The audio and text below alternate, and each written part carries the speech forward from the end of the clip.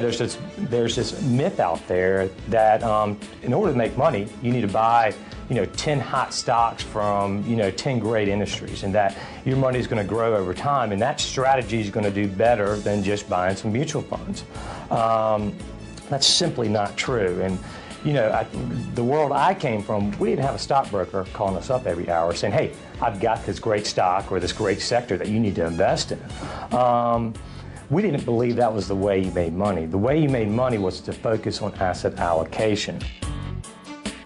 I always recommend that you have some bonds in your portfolio. If you look at our most aggressive portfolios, they have at least 20% bonds. And the reason for that is, first of all, diversification. You just don't know if stocks are going to outperform bonds. And they typically do, but it's not guaranteed. Nothing's ever guaranteed.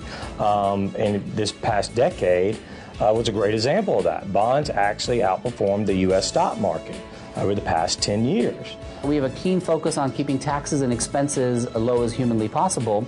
And the reason we do that is we believe that for all the taxes and expenses that we keep low in the portfolio, that's an extra dollar that's invested in our clients' portfolios, which is an extra dollar that will grow over time.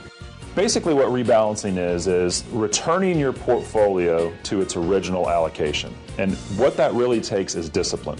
Let's say we start in January of 2009 with a portfolio that is 50% stocks and 50% bonds.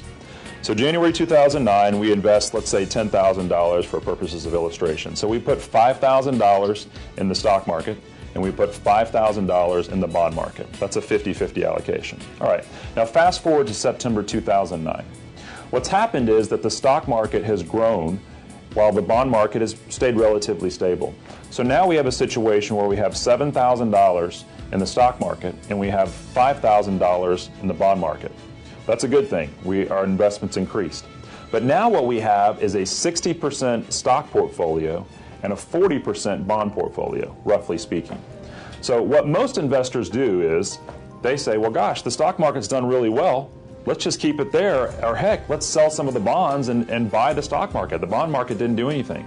That's absolutely the wrong thing to do. What we would do in that situation is we would sell $1,000 of the stock market and buy $1,000 of the bond market.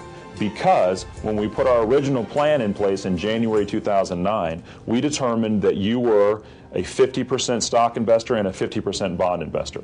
So it's a simple concept to rebalance your portfolio, but it's one of the most important things that you can do in your portfolio. And what we know from the research is that investors, typical retail investors, do not do this. They do the opposite of that.